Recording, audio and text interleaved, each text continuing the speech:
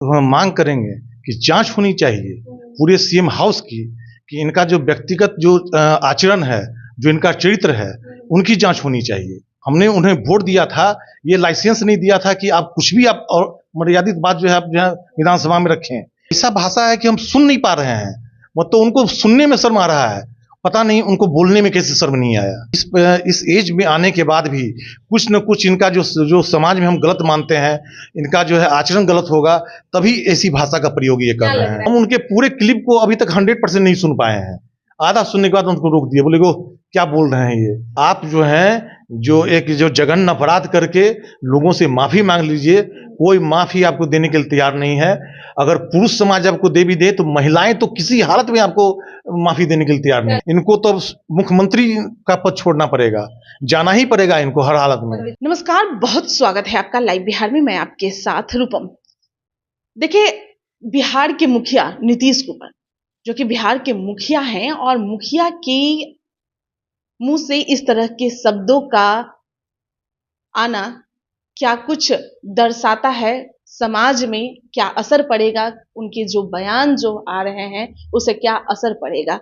हम आज बात कर रहे हैं उपेंद्र कुशवाहा की पार्टी से। आज हमारे साथ प्रशांत पंकज जी हमारे साथ जुड़े हुए हैं। इनसे कुछ बातें करते हैं, क्योंकि उपेंद्र कुशवाहा जो कि बहुत पुराने मित्र नीतीश कुमार के रह चुके हैं और भले ही अब पार्टी से अलग हो गए हैं, तो क्या है अगर कोई मुखिया इस तरह के व्यवहार करता है या मुखिया अगर इस तरह के बोलता है तो उस पर काफी प्रभाव पड़ेगा। घर का ही मुखिया हो या कोई पंचायत का मुखिया हो, राज्य का मुखिया हो या देश का मुखिया हो, असर तो पड़ेगा। क्योंकि वो अगर ऐसा बोल रहा है तो उनके एमएलए एमएलसी तो और भी बढ़ चढ़ के उससे भी रफ में बोलना शुरू कर देंगे। देखिए, सबसे पहले तो बहुत बहुत धन्यवाद आपको, लेकिन हम आपके माध्यम से एक चीज तो जरूर हम बताना चाहते हैं कि कहावत है, गांव में लोग कहते हैं कि बच्चे जो होते हैं और बूढ़े होते हैं वो मन के सच्चे होते हैं, और जो दिल में जो बात होती है वो सच्ची बात वो बोलते हैं। वो अभी नीतीश जी की स्थिति भी वही है, और मेरा तो स्पष्ट मानना है कि निश्चित रूप से वो जो काम अभी लगातार नित्य प्रतिदिन करते हैं वही भाषा का प्रयोग वो विधानसभा में रखा है। और हम तो मांग करेंगे कि जांच होनी चाहिए पूरे सीएम हाउस की, कि इनका जो व्यक्तिगत जो आचरण है, जो इनका चरित्र है, उनकी जांच होनी चाहिए। क्योंकि हमें पूरा विश्वास है कि एक बूढ़ा आदमी जब एज होने के बाद जब बोलता है, जब सच बोलता है, तो जब बोल रहा है तो उसको हम सच मानते हैं कि वो जो बोल रहे हैं अपनी बात को, लेकिन वो अपनी मन स्थिति को बता रहे थे। लेकिन पूरी जो चीज है जो पर्दे के पीछे होती है, उसको अगर आप रोड पे लाते हैं तो समाज कभी आपको माफ नहीं कर सकता है। पूरा बिहार, पूरे बिहार की महिलाएं, पूरे बिहार का जो सिर्फ महिला की बात नहीं है, पुरुष समाज भी पूरा मर्माहत है कि हमारा जो मुख्यमंत्री, जिसको हम पिछले 18 वर्षों से गद्दी बैठाए हुए हैं, और वो मुख्यमंत्री की हालत ऐसी हो गई कि अब अल बल जो है विधानसभा में बोलना शुरू कर दिया। हमने उन्हें वोट दिया था, ये लाइसेंस नहीं दिया था कि आप कुछ भी आप और मर्यादित बात जो है आप जो है विधानसभा में रखें। तो इसके लिए पूरे बिहार की जनता कोई माफ करने वाली नहीं है, और जब भी मौका मिलेगा तो उनको उचित फोरम पे उनको जरूर सबक सिखाएगी। तो आप भी एक इंजीनियर रह चुके हैं, वो भी इंजीनियर हैं, और प्रजनन दर की बात जब हम करते हैं तो नीतीश कुमार इस तरह से समझा रहे हैं, क्या यह रफ भाषा सही रहेगा समझाने के लिए? क्योंकि हम लोग स्कूल में भी पढ़ते हैं तो उस समय हमें शिक्षक भी इस तरह से नहीं समझाते हैं। नहीं, बिल्कुल। एक जो भाषा, एक जो गुरु और शिष्य के बीच में जो भाषा होती है, जो समझाने की भी भाषा होती है, तो उसका भी एक असर होता है। वो एक क्लास आप में ही होता है और इनका तो लेकिन लाइव टेलीकास्ट लेकिन चल रहा है। लेकिन आप जो हैं अपने स्तर को गिरा करके और इस तरीके की भाषा का प्रयोग करते हैं। कोई भी, आप पूरे बिहार में चल जाइए, हर एक महिला, वहां कोई जाति धर्म की बात नहीं है, हर कोई मर्माहत है। जिनसे भी बात किया है वो बोलते हैं कि हम तो ऐसा भाषा है कि हम सुन नहीं पा रहे हैं, मतलब उनको सुनने में शर्म आ रहा है, पता नहीं उनको बोलने में कैसे शर्म नहीं आया। मतलब आपका कहने का मतलब है कि सीएम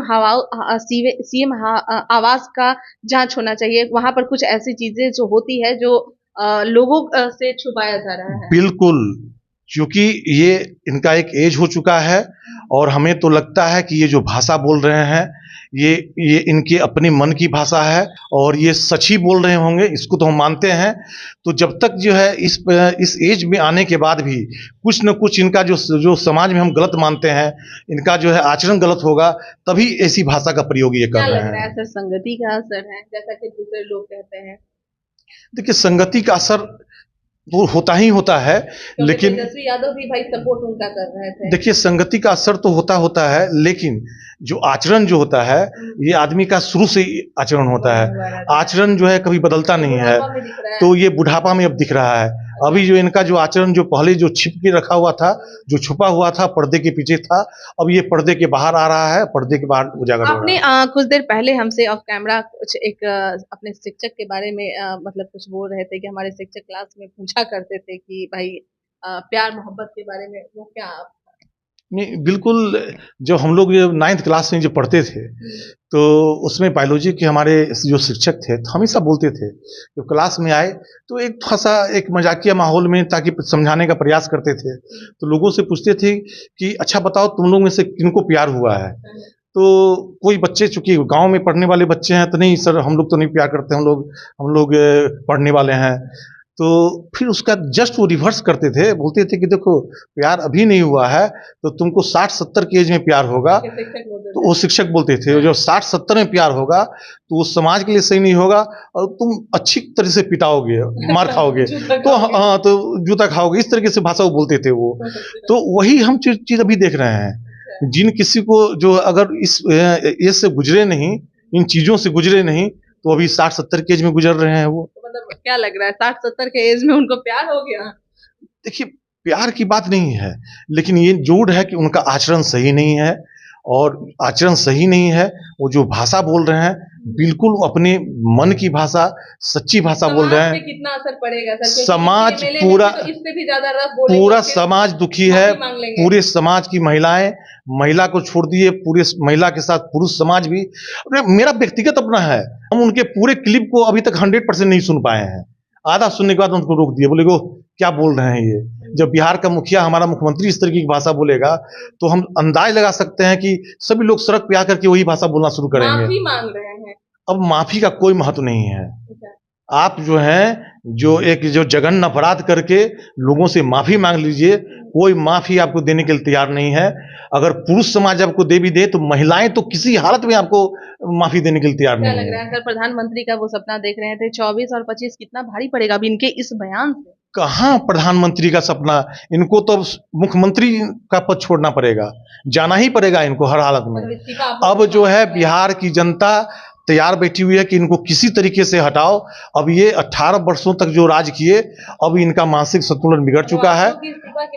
हर हालत में इनको जो है गद्दी छोड़ना होगा, और अगर नहीं छोड़ते हैं तो जनता उतारने के लिए तैयार बैठी हुई है। चलिए, बहुत बहुत धन्यवाद। देखिए, प्रशांत पंकज जी हमारे साथ जुड़े हुए हैं और साफ तौर पे इनका कहना है कि देखिए, किसी भी देश हो या राज्य का मुखिया अगर इस तरह से बोलता है तो काफी असर पड़ेगा समाज पे, क्योंकि आप समझ सकते हैं कि भाई मुख्यमंत्री अगर इस तरह से बोल रहे हैं तो उनके नुमाइंदे जो हैं वो फिर क्या कुछ नहीं बोलेंगे और उसके बाद उस पे लीपा पोती का काम कर देंगे भाई कि हम तो माफी मांग ही लिए हैं, भले ही अगर आप आहत हो चुके हैं तो हम माफी मांग लिए हैं, लेकिन यह कितना सही रहेगा? देखिए, उपेंद्र कुशवाहा की पार्टी, बीजेपी की पार्टी, जितने भी लोग हैं वो सभी साफ तौर पे अब नीतीश कुमार से इस्तीफे की मांग कर रहे हैं। चलिए देखते हैं, इंतजार करते हैं कि क्या कुछ उधर की पार्टी से निकल के आती है। अभी के लिए इतना ही, बने रहे लाइव बिहार के साथ। धन्यवाद। लाइव बिहार यूट्यूब पर सब्सक्राइब और फेसबुक पर लाइक जरूर करें।